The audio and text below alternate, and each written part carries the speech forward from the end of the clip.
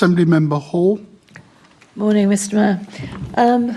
We're talking about the budget, and I can honestly say I have never known so many people be so concerned about the budget next week. Everybody is. Everybody's talking about it. And of course, all these kites getting flown all the time. And Lindsay Hoyle, who you all know is the Speaker of the House, referred to it as a hokey-cokey budget. The problem is this just puts businesses in a bad position. It puts all of us in a bad position. So many of the homes in London are going to get caught by this mansion tax if that goes ahead. Were you surprised at the new poll that was on the front page of today's Mail, which found that 0% of Britons now believe that the economy is in a very good state? Absolutely nobody. Can I do the first part of the question before I do the second part, which is I agree with her in terms of the concern it has, the concern businesses and individuals feel when they see leaks or briefings in advance of a budget. I think that there's a very good reason why historically budgets should be kept quiet until the day of the budget, because obviously it can set hairs going and stuff, but also lead to the sort of concern she's talking about. In relation to the second issue, look, I know from previous experience, polls go up and down. The most important poll that matters is election day. If I'd believe the polls when I was running to be mayor last time, she'd be the mayor. I know. I know. Nobody knows that better than me, Mr. Mayor. Nobody knows that better than me. I mean, we have got chaos out there, and we definitely, that is not good for businesses, it's not good for people. I went to see a chemist in Finchley the other day. He's very concerned about everything, including shoplifting. Are you going to try and get some more money into the police service? It's not just for shoplifting. This chemist has to lock his front door, which is people are then turning away because he's had so much stolen. If we're looking at extra money, and you'll know the thing I talk about all the time now is we are going to have to put a load more detectives looking into these rape gang investigations. The police are £260 million short. We are losing officers from every single division, it would appear. And yesterday I asked your deputy mayor, have we got extra people on the safer neighbourhood teams? Well, she then gave me a load of stats on how very well she thinks they're doing. Didn't answer. But the truth is that we've lost 12 police officers in total and only gained 2 PCSOs off the front line, the neighbourhood teams. We desperately need more money into the Metropolitan Police. Desperately. Have you asked the government for that? Can I thank her for a question? Can I just do with both parts of the question? Firstly, I also share conversations with small businesses, and they echo what she said about their concern in relation to the macroeconomics, but also their concern in relation to shoplifting. The police call this, and sorry to impersonalise it, but high-volume crime for obvious reasons. And so what the police have done in the last period is focus, at the same time as keeping focus on homicides and violence against women and girls, which I'll come to, but focus on high-volume crime. And it's paying dividends. First, giving shop owners confidence to report this crime, because many of them stopped reporting it because they didn't see any action being taken.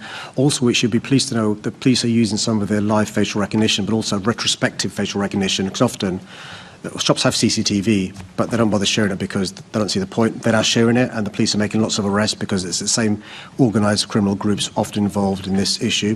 And so we hope to see more progress in relation to shoplifting going down. The second issue she raises is incredibly important, is more resources for our police service. And I'm incredibly proud I'm the mayor that more than doubled City Hall investment for the police service at the same time as them losing £1.1 billion. One of my asks to the government has been in relation to additional resources for the police, and I'll share the letter so colleagues can see. I am worried about the cumulative impact of cuts on policing in London at the same time as pressures go up.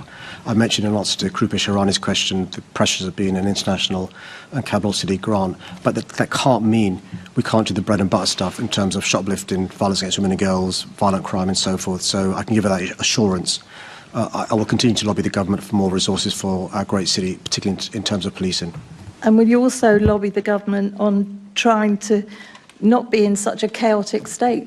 The chaos is causing problems for business. The chaos is worrying Londoners. And Rachel Reeves has got absolutely no support. She is so bad. I mean, Sadiqkhan, Keir Starmer rather, says... yeah, nearly put it... Well, actually, talking about the mayor getting promotion, I do hope you're not vexed, because at the moment the number 10 office is trying to put the knife into so many cabinet members because they think they want to stand to be the PM. I hope you're not offended that they're not attacking you in that way. Maybe Andy Burnham. Do you think that Keir Starmer will still be the Prime Minister for the next election? Chair, Keir Starmer's got my full support. Can I just say this? I as mayor, I've run out of count the number of Prime Ministers. David Cameron, Theresa May, remember her? But they were all better Boris than Keir Johnson, Starmer. Boris Johnson. Every single one of them. Even Liz Truss was better than Keir Starmer. I think somebody followed Liz Truss. I forgot who now. I mean, just, it's just. I can so also do you list think the he will still be Prime Minister for the next election? I hope he does. I think the inheritance that this Labour government's had to deal with has been just awful. What they're trying to do is fix the foundations. And from there try and address. It's not washing, Mr. Mayor. None of us believe it. None of us believe it, and we're all dreading next week. Thank you, Chairman. Well, I mean, I think the members got huge experience with over the last 14 years in terms of chaos. And I think what the country needs is calm, stability. Thank you, Mr. Mayor. And that's what Keir Out of time. Thank you. Thank you. Any further questions? I'm now going to move on to Assembly Member Bakari. Now, we've got... Sorry. Apologies. Assembly Member Ahmed on this question. Thank you, Chair. Good morning, Mr. Mayor. Mr. Mayor, we've talked about, you've just referred to the 14 years of chaos preceding this government. As you know, and everybody in this chamber in London knows, the Met was put under extreme financial pressure because of 14 years of austerity under the last government, and that led to police officers falling to as low as 30,000. And of course, it would have been a lot worse if you hadn't taken the decisive action that you took to increase funding from City Hall to record levels. Do you remember the Assembly Member Hall, speaking out against these damaging cuts, or supporting your investment from City Hall to keep Londoners safe at the time? Well, I thank the member for her question. I can remember as a Member of Parliament in London for 11 years, during those 8 years where the previous mayor was in City Hall. On no occasion did I recall a Conservative member complaining about police stations closing down, neighbourhood teams being stripped bare. And every year since I've been mayor, when I've increased investment to the police through City Hall, our budget's voted down an attempt is made to vote down our budget by the Conservatives. So when they cry crocodile tears about more investment in the police, at the same time as voting against increased investment, that's one of the reasons why in London they lose elections again and again and again. Chairman, thank you, Mr. Mayor. Thank you, Chair. Sorry. I was mentioned, so I'm allowed to say something, albeit small. You're always allowed to say something, Susan, but whether you should is another thing. But it is in my DNA. You want to say something. I do.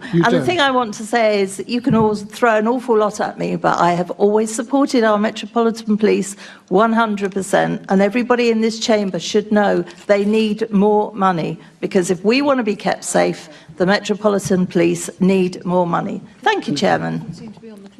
Okay, right. Can we just move on? Because actually, you're all being very creative in terms of your interventions. Too creative. Assembly Member Bakari, but we have two allied questions. I'm giving the option to members in a planned way whether they wish to come in. I think Assembly Member Mohima is a question later on the agenda that we should group, and Assembly Member Roberts. They're housing related rather than planning related, I'm assuming. That's why I suggest we might group them. We need to give the Mayor a chance. If you want the formal answer the Mayor that would have given to your question, indicate that.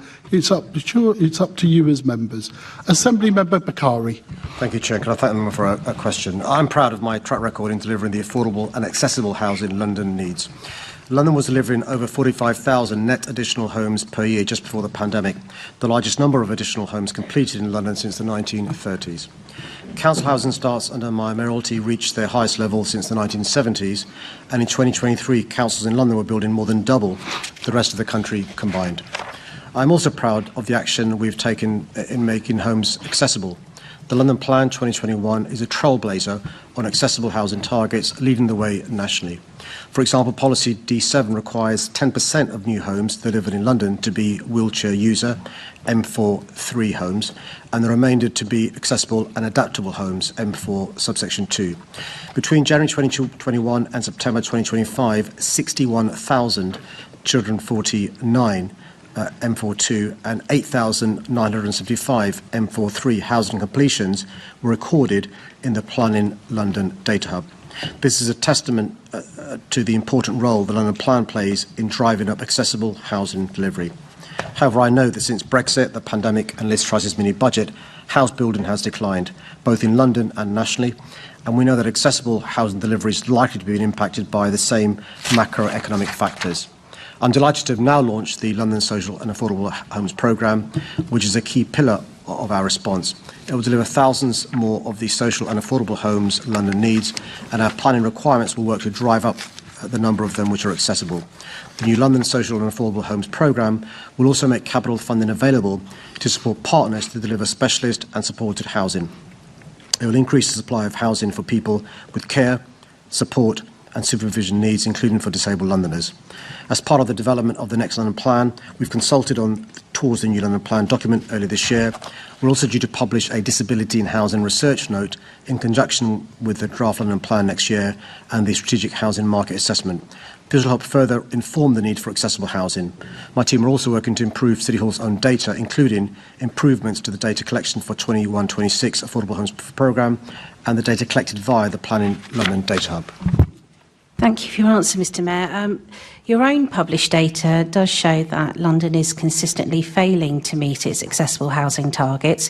Fewer than a half of new homes meet the minimum accessible and adaptable standard when it should be 90%. Why are these targets still being missed? And you've mentioned programmes, but what in those programmes that you've mentioned are the concrete steps that you will take right now to turn around this and so that disabled Londoners can live in homes that are safe, suitable and genuinely accessible? Well, I'm not sure if the figures you said, the figures that I've got. The figures I've got is 61,249 accessible and adaptable, and 8,975 are a wheelchair user as well. There has been a massive slump in terms of all new homes. That clearly affects these homes as well. But I'll ask my team to look at the figures she said. I'm not saying they're wrong, by the way, but let me just look at the figures she said, because they're not the figures that I've got. Inclusion London has been working with me and talking to me about some of the challenges that they're facing in terms of looking at this data, and they would say that they are not meeting your targets.